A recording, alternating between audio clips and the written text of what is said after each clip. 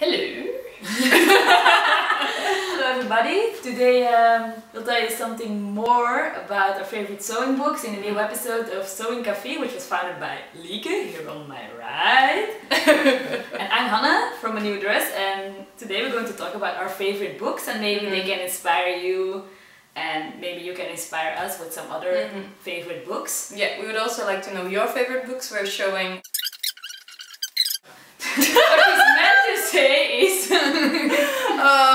So today, we, both Lieke and I, will show you our favorite books, and we hope that in the comments you will also show us your favorite books. Yeah, so we also would like to buy some new books.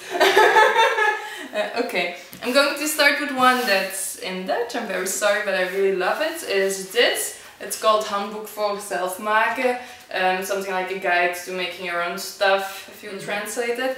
And why I like it so much is because it's a ring binder, so you can add stuff and take stuff out. And also you can find what you need very quickly because of these colorful tabs. And they also have really neat drawings, which is very practical, and you can really see what you need to do. So that's why I really like it, and maybe somebody should translate it into English because it's a really good one. Okay, that was my first book. Okay, and then my first book is The Nijgids, which is also in Dutch. It's by Lorna Knight, so it's not an original. And I believe, if I can quickly have a look, yeah, it's a sewing stitch Bible by Lorna Knight. So I'm quite sure it's also available in English, probably. Which is also very handy because it's spiral bound, so it falls open beautifully on your table. All the techniques are really well illustrated, step by step. It's a very good source book if you need like information on how to do anything sewing related. That's really perfect. Also rather small, so you know when the sewing space is very crowded, you still have some space to fit this one in. So it's the Sewing Stitch Bible by Lorna Knight. And the other one? Oh yeah, I have another one from Lorna Knight. They sort of match up and look really cute in your library. I also own them. This one is also by Lorna Knight. I'm going to have a look again. What's the original title? I think Dressmaker's Bible. Yeah, something like... Oh yeah, it is. The Dressmaker's Bible by Lorna Knight. And it's the same system, basically. So you have the chapters, and then there's also spiral bound, which makes it really practical. And all the techniques are really good explanation. I meant to say that all the techniques are very well explained here. So also when you need to know how to add a cuff to a sleeve, something like that, they will also provide this information for you. Okay, then my next book. I'm going to start with the Dutch one so that you will only have books that are also in English at the end. It's called Patroon tekenen en ontwerpen, so it's pattern drafting and designing in English. And it's actually just a really massive book about pattern drafting, and it contains everything, women, men, children. It's really a lot, and I also really like the illustrations and how simple it is. The book has the same age as me, I found out. Oh well, it's a classic one though. Something everybody should have. They don't make it anymore, so if you want to find it, you should just source in second-hand stores. Yeah, find it second-hand stores or online. I found it online somewhere in an online bookshop just by googling it. So, and also all the books, we'll just put it the links below the blog post and on YouTube so that you can also find it. And it's called Patroon tekenen en ontwerpen. So it's very Dutch, but really good. So, no, there's also a really good pattern drafting book by, what's her name? Just like metric pattern cutting for women, for men and for children. Winifred Aldrich. Yeah, that's really good books as well. So if you're looking for an English version, it exists in English and in Dutch as well. So that could be a really good replacement for the other ones. Another one of my favorite books is for when you want to take your sewing techniques to the next level. And it's Haute Couture Naaitechnieken, which is by Linda Maynard, which you probably know because she's like sewing guru.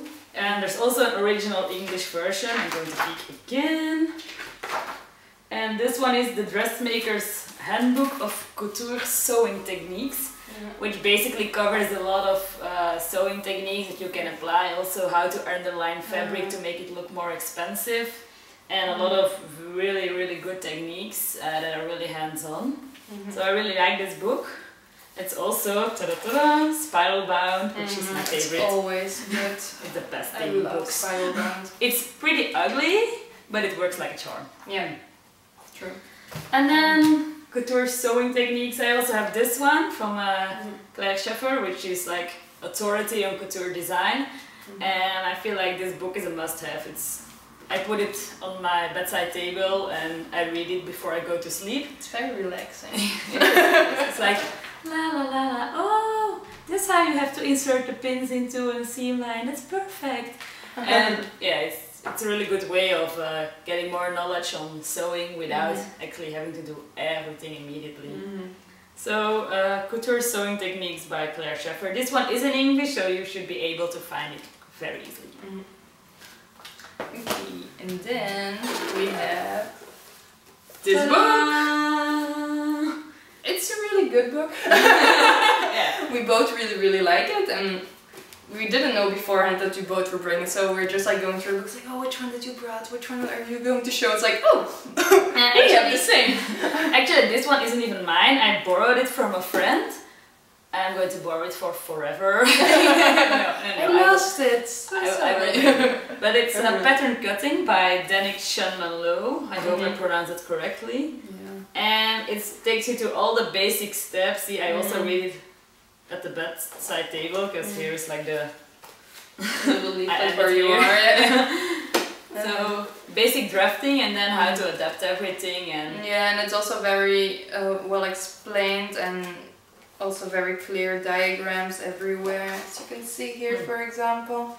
And what I also like is they don't have this seamstress at home approach. It's really like professional approach, which is it comes in quite handy if you want to like communicate with somebody in the work field. For example, I graduated as a costume designer, and for me it's like more practical to know the official terms than to like my own. Yeah, it's not just hobby. No, it's really professional, and that's nice to know. Yeah, to have they also have one about pattern cutting for men. So if you're more into that, they also have it, and it's also really good. I also own that one. It's really nice. Yeah, of course we have a lot of books about pattern cutting for women, because of course, obviously we are women.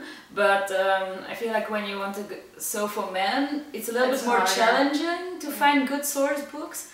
But then afterwards, when you get the basic principles, actually they apply to men as well. You only have to maybe skip the bus dart. No princess. At least some extra room here. Also very important. Yeah, because I actually bought the one for men, and then I liked it that much that I also bought the one for pattern cutting for women. Also, the Winifred Aldrich version of pattern cutting for men is a really good system if you want to get started. It takes a while to wrap your head around the system, but then when you're at it, it works like a charm.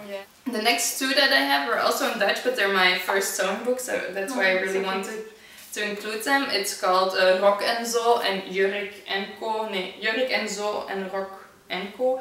Yeah, it's about dresses and skirts, and the nice thing about it is it doesn't include patterns, but you can just really easily draft your own patterns, and it has also very nice diagrams. Can I find one about how you should do it, because they're just like simple circle skirt and stuff like that is in here. But the nice thing about this is you can combine the two, so you can use the tops from this and use the skirts from this part, so you can just have a lot of options. They're nice and they're very easy. You won't win an Academy Award for costume designs if you make something from these, but they're just really nice to start out because they're pretty simple. They look really cool, like for younger people as well. Like if you're in your teens or something, you can really start your own collection from those. This, my sentimental books. One last book for me is the Fabric for Fashion, the Swatch book. If you don't know it, it's a book about fabric with a lot of fabric swatches, which you can make up from the title. And it tells you a lot about the fibers and how fabric looks, but other books, they don't have swatches, so it's like, this kind of fabric should look like this and feel like this, and then you still have no idea, or at least I Makes don't no sense. have no idea then. So that's why I really like it, because you can just also read how it should be, but then you can also feel it and really develop a sense for feeling what kind of fabric it is or what it contains, and it really contains a ton of fabric swatches, so that's really nice. This is also really cool because they have like the man-made version of the fabric, and then here they have the nature-made version, so you can really feel the difference between a polyester chiffon or a silk chiffon, which is like huge. Yeah, it's really nice book. It's a pretty expensive book, but I would really recommend it because it just you learn so much. It's a basic book that you buy it once and you never have to replace it, because you can just feel everything and you will learn so much from it. Also, if you like to shop online a lot, you can also just go on and feel like, what kind of fabric would this be? Or how would it feel if I buy it? So sometimes when a web shop just says it's cotton, I'm like, I don't know nothing, because there are like a zillion kinds of cottons in this book, so which one is it? Could you tell me a little bit more specific, please? Usually they mean it's quilting cotton or something. It's cotton and it has bows on it. Oh yeah, that's enough information. Yeah, and I really know how it will be.